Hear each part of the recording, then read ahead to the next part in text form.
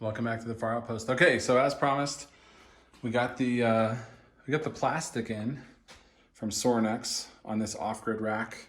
It was $99. Shipped was right around 130, 128, 130, somewhere in there. We're to Colorado. They shipped from South Carolina, so maybe on the East Coast it's cheaper. Maybe it's not. We also pay tax on internet purchases in Colorado, so that could also affect your results. But I wanted to point out a couple things. One, you can see back there we have a chair rail with a curl bar on it. So that pulls us out 7 inches. This isn't a flat wall like most people have. So we had to make some concessions for that. We had to build out. So those are anchored into studs.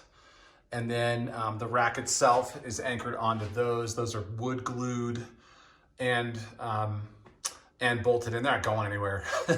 But, you know, aesthetically, not perfect, right? That one I only could get one bolt in just because the website asks you to go 41 inches from inner to inner so that if you want to put the pull-up bar in later, you have it. I didn't want to hang this twice, so I have like 2 bolts on this side and then on this side just because of the way that the math worked out. I know what you're saying. You're saying, well, you could just cut that wood longer and it would have been fine, but actually, if you can see right here, there's a bolt. So I would have had to route that, slide it over, and then it would have fit. And I'm not going to go through like a full, you know, Mr. Anderson 10th grade woodworking class for this. It's fine. It's not going anywhere. And then down there where the 7 inches is, we had to pop through the sheetrock and then wrap it around the studs that are in the lower wall. So as you know, I am not afraid of popping out a little bit of sheetrock. I have teenage boys. Every time I sell a house, I go through the basement and spend an entire weekend fixing sheetrock, from wrestling matches and football tosses and random stuff that boys throw. So these 2 holes right here, the holes from the bolts, right, when I remove that, and then obviously the hole from that, I mean, we're still not up to half a piece of sheetrock. So we're still under $4. And yes, it's gonna take me a few minutes, but really, to be able to have your dream gym in your own basement, I'll take the time when and if we move to make a couple of sheetrock patches. So if you've come here to talk about sheetrock patch, hit me up in 5 or 6 years when we sell the house. I'll do a video on how to patch up sheetrock. But this old house is probably a better place to go. Okay, I digress. So here we go. So the off-grid rack, I got this off of Facebook for $200. The guy was asking $5 and then $4 and then $3. He said it was up there for months. He was about to make it a barbell rack himself, but he just wanted it gone. So I talked him down to $200. I don't feel horrible about that because then, as you know, I had to pay $130 to get the plastic. So I'm $330 all in on a barbell rack. That's ridiculous. That in the off chance I move into a smaller place or I move into the woods and I can't take the RM6 with me, I can use that as something other than a barbell rack. So I feel like if you're looking at this from a price value comparison, right, a return on investment or ROI, you're never gonna get it. You could buy all kinds of vertical or horizontal barbell holders from Rogue or Titan, and you'd buy, you know, a bunch of them before you got to the 330 mark. I think the 6-bar holder at Rogue is $99, and I think that comes with the plastic, but don't quote me on that. So it's not price competitive. We just have 17 bars in the house, and I needed something besides a 6-gun rack, and I didn't want to do like a 6 and a 6 and a 6 and then have them on different walls. So this was a way for me to basically pop it off the wall, use the whole length from the floor to ceiling, and get all the bars on there. And as you can tell, I didn't do a good enough job because what I didn't understand, and this is the point of the video. So somebody watching this, tag 415 on the on the bookmark.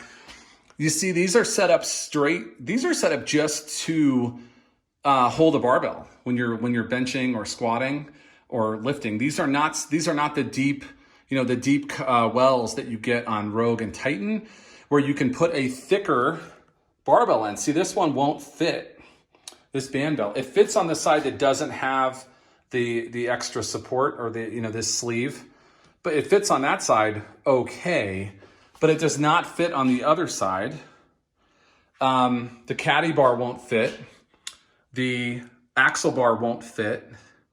The TB2 trap bar won't fit.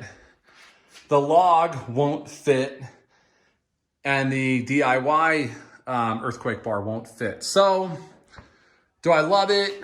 You know, with the 1, 2, 3, 4 empty spots that I can't put a bar in because they're specialty bars that don't fit. No, I wish I had known that before I bought it. So again, if you're looking at this and you have a lot of specialty bars, don't do this. If you're someone that has 20 regular bars, this has 14 spots total. If you have 14 regular, you know, some Ollie bars, some CrossFit bars, some Bella bars, some power bars, some deadlift bars, great.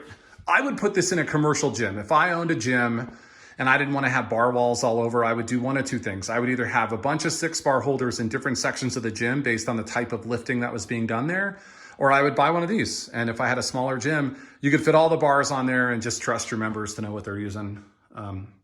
That could be a horrible solution, but there you go. I do have the shoulder rock up there. The reason the shoulder rock is up there is because it's so close to the ceiling. This rack's 89 inches, and you know we have 91 to the top. It's so close that something with a sleeve flange like that, I couldn't get up there. I couldn't put it up there. So the only thing I can put up there is the shoulder rock.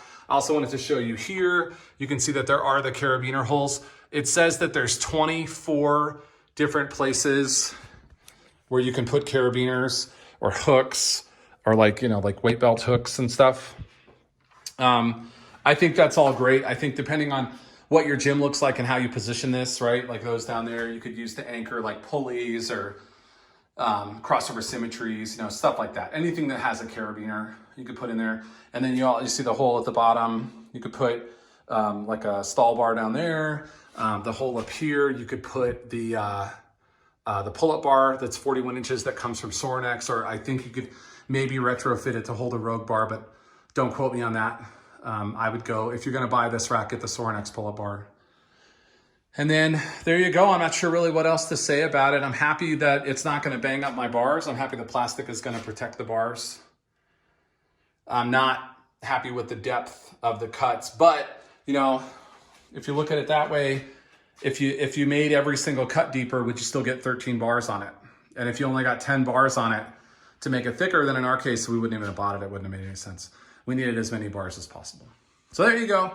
The other thing that's great about this is the gun rack that used to be back there and up where the wood is. It was hard for my kids and especially my wife to pull the Bella off the top shelf because it was set in, for the chain wall, it was set in 7 inches and up. And this brings everything forward and makes it really easy. Like this is barely over the top of my head. So I think as an experience, this will be a better bar rack for us. But there you go. Hey, questions, comments, leave them in the deal. The uprights are really, really heavy. They use a really thick gauge of steel and it's not hollow like a 3x3 tube. So I did have to have help. It's funny. I always tell people that I put this together all by myself. Rogue says it's a multiple person job and I did it by myself, but I could not do those by myself. They were too heavy. They're flopping around. And so I had to have my son come down, help me measure, help me mark.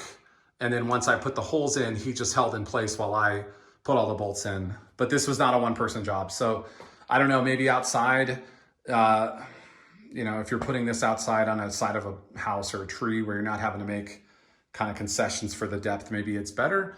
But I felt like there's no way. I guess what you'd have to do is you'd have to hold it up and put the middle in first and then come back. And then you'd have to true it up with a level, and true it up, right? And then, but I would have a second person. If you're planning on doing this, get a second person. All right, hey, thanks for stopping by. Sorry for the long video.